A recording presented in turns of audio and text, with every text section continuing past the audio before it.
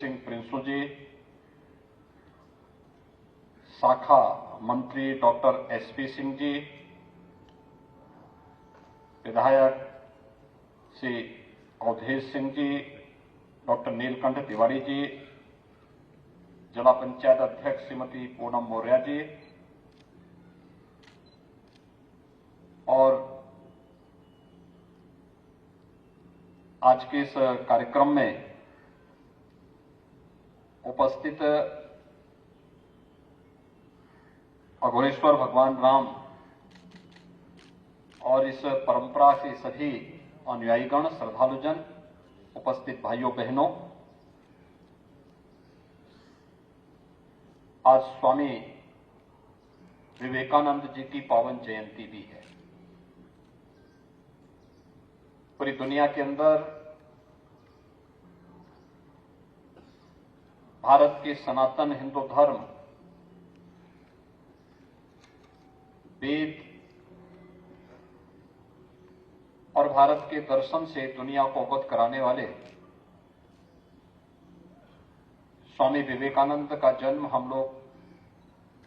राष्ट्रीय युवा दिवस के रूप में मनाते आ रहे हैं और मेरे लिए सुखद अनुभूति का अवसर है। इस अवसर पर इस पुनीत धाम में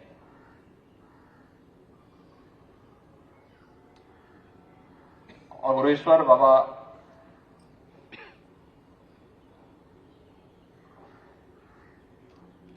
की इस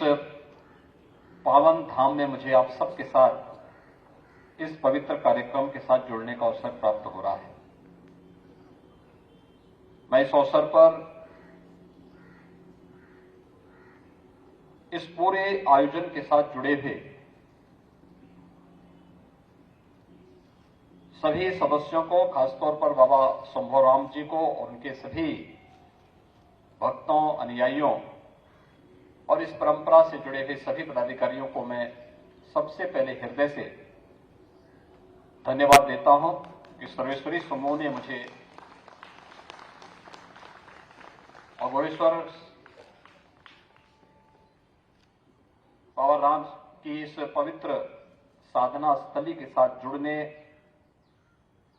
और इस पवित्र आयोजन के साथ मुझे इस कार्यक्रम में आप सबके साथ संवाद करने का एक अवसर दिया है। आज का दिन इसलिए भी महत्वपूर्ण है कि अघोरेश्वर भगवान राम की इस पवित्र परंपरा के साथ सदैव जिनका सानिध्य और आशीर्वाद प्राप्त हुआ था,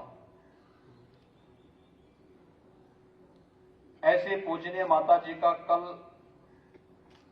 महापरिनिर्वाण दिवस भी है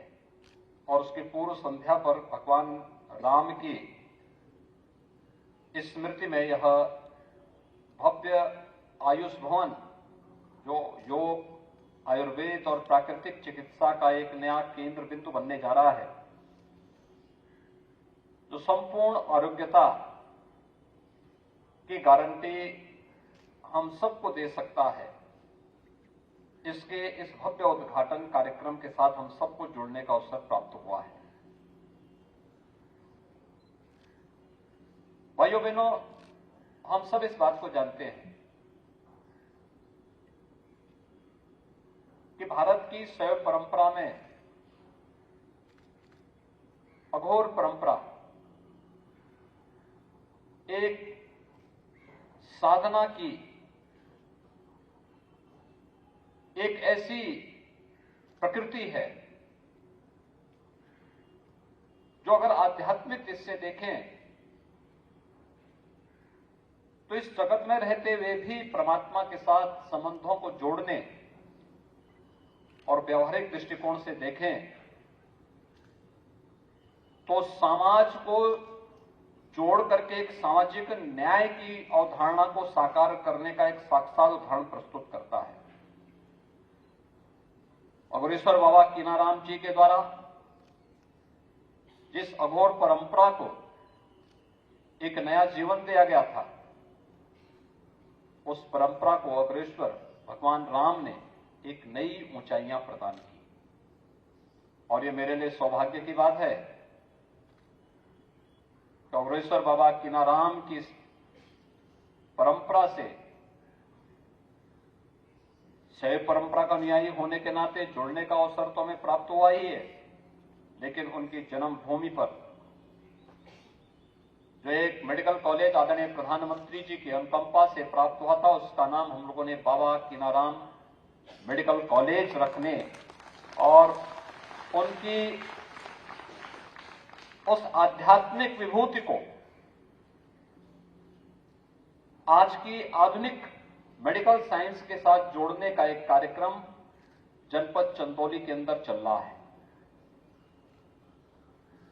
मुझे भगवान राम के द्वारा स्थापित, उनके आशीर्वाद से स्थापित इन समूहों के साथ बहुत दिनों के साथ जुड़ने का अवसर प्राप्त हुआ है। काफी दिनों से मैं देखता रहा हूं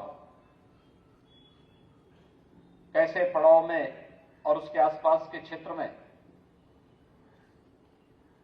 दीन दुखियों के लिए, अपनों से ठुकराए गए लोगों के लिए, कुष्ठ रोगियों के लिए, निराश्रित बच्चों के लिए जिस प्रकार के उदाहरण सेवा का प्रस्तुत किया, अद्भुत है, अविस्मरणीय है, अनुकरणीय है। बाबा कीनाराम की परंपरा रही हो या भगवान अग्रेसर भगवान राम की परंपरा, उन्होंने समाज में किसी भी प्रकार के भेदभाव को जहां पूरी तरह दूर करने में अपना योगदान दिया, समता मूलक समाज के निर्माण के लिए सदैव अपना आशीर्वाद दिया, वहीं साथ ही साथ कोई भी अपने को निराशित न महसूस करे, उन सबको सहारा देने का काम भी किया। मातृशक्ति के प्रति कितने अनुपम विचार उनके हैं कि मातृशक्ति की कोई जाति नहीं होती और साक्षात देवी स्वरूप है। जिस समाज में और जिस परंपरा में इतना पवित्र भाव हो, स्वाभाविक रूप से, क्योंकि शिव और शक्ति के मिलन को ही वे प्रकृति का वास्तविक रूप मानते हैं और उससे अलग कल्पना भी नहीं की जा सकती है।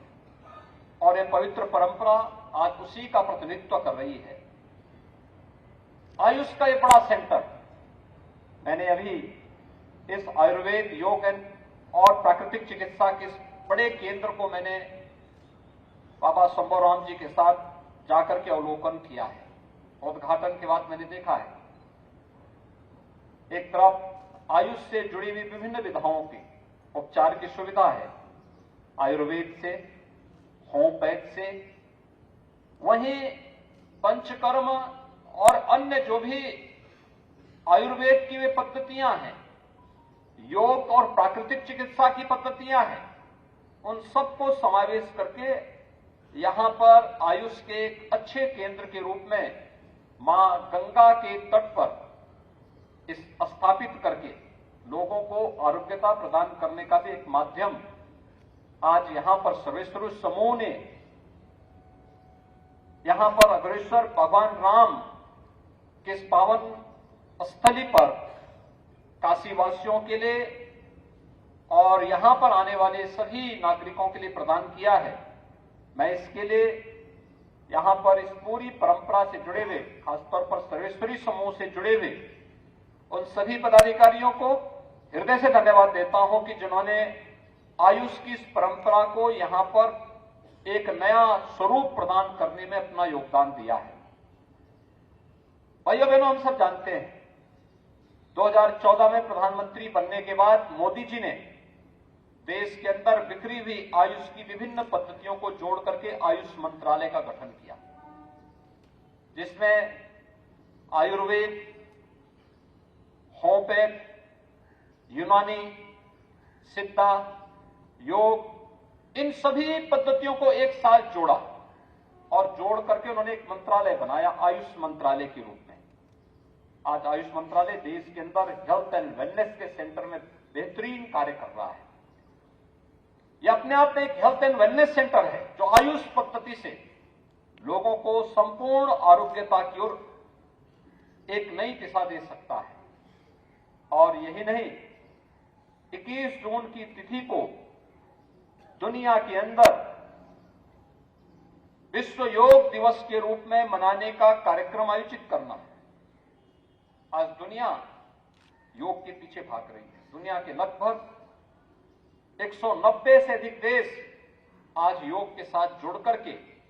भारत की ऋषि परंपरा की, योगियों संतों की इस परंपरा की, सिद्धों की इस परंपरा को आत्मसात कर रहा है, उसके व्यावहारिक ज्ञान को ले रहा है। पूरी दुनिया इसके साथ जुड़ रही है।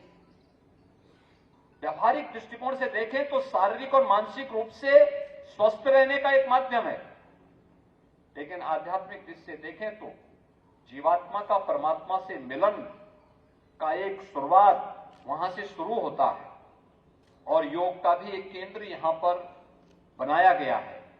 ये अनेक यानी उन सभी को एक साथ जोड़ करके यहां पर बाबा शंभोराम जी की प्रेरणा से सर्वेश्वरू समूह ने इस कार्यक्रम को आगे बढ़ाया है और अग्रेसर भगवान राम के नाम के साथ इसे जोड़ते हुए यहां पर आरोग्यता प्रदान करने का जो कार्यक्रम प्रारंभ किया है, ये निश्चित ही फलीभूत साबित होगा। अधिक से अधिक लोग यहां से आरोग्यता प्राप्त करेंगे। भारत की परंपरागत पद्धति के साथ जुड़ करके वे लोग न केवल स्वस्थ और निरोग होंगे, बल्कि एक स्वस्थ अपनी आरोग्यता के माध्यम से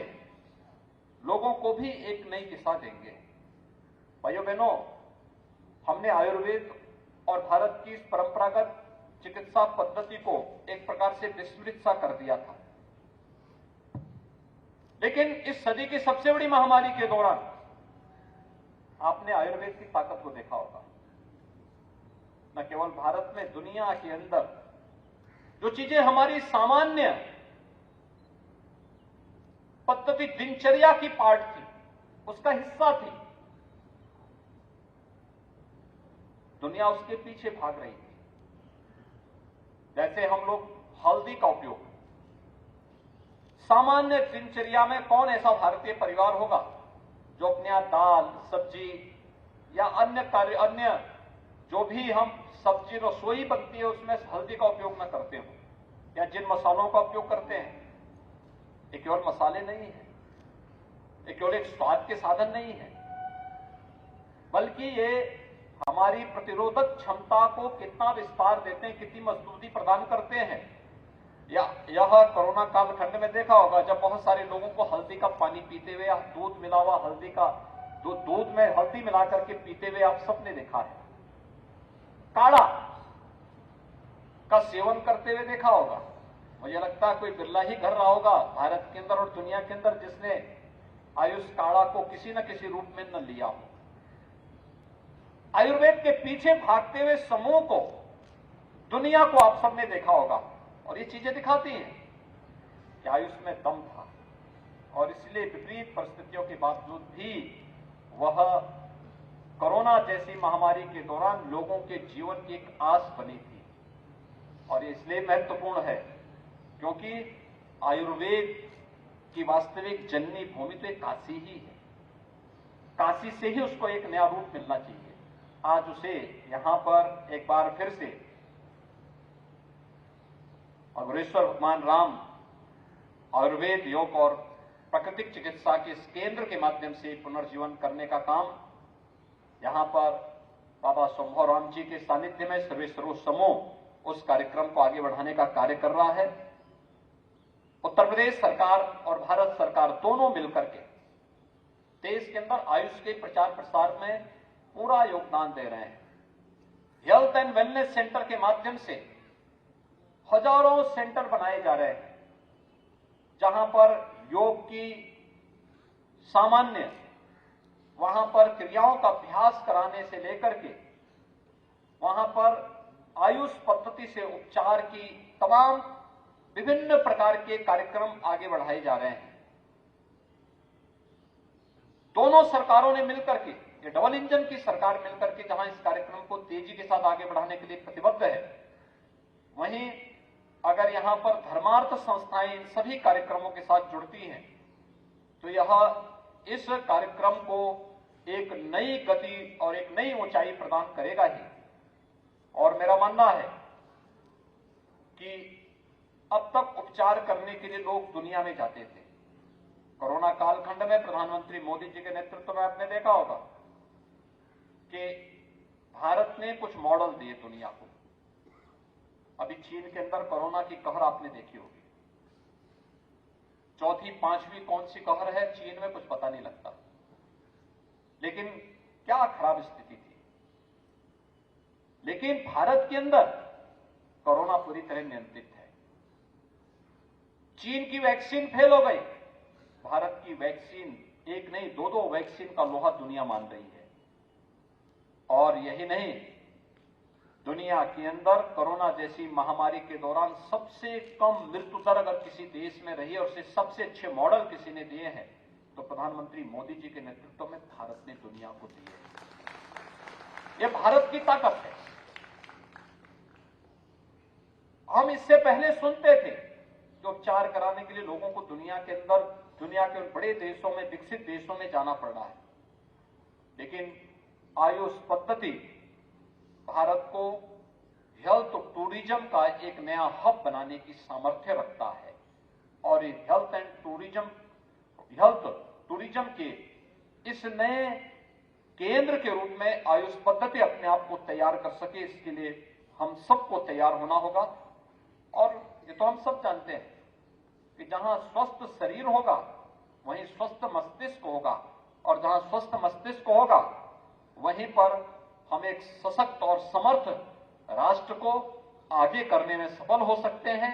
और ये एक शुरुआत है, निश्चित ही इसमें सफलता प्रधानमंत्री मोदी जी के नेतृत्व में प्राप्त होगी। मैं एक बार फिर से अग्रेश्वर भगवान राम की स्मृति में आयोजित इस योग, आयुर्वेद और प्राकृतिक चिकित्सा के इस केंद्र के उद्घाटन के अवसर पर सर्वेश्वरी समूह को और बाबा संभवराम जी को हृदय से धन्यवाद देते हुए आप सबके प्रति अपनी शुभकामनाएं देता हूं। धन्यवाद। जय हिंद।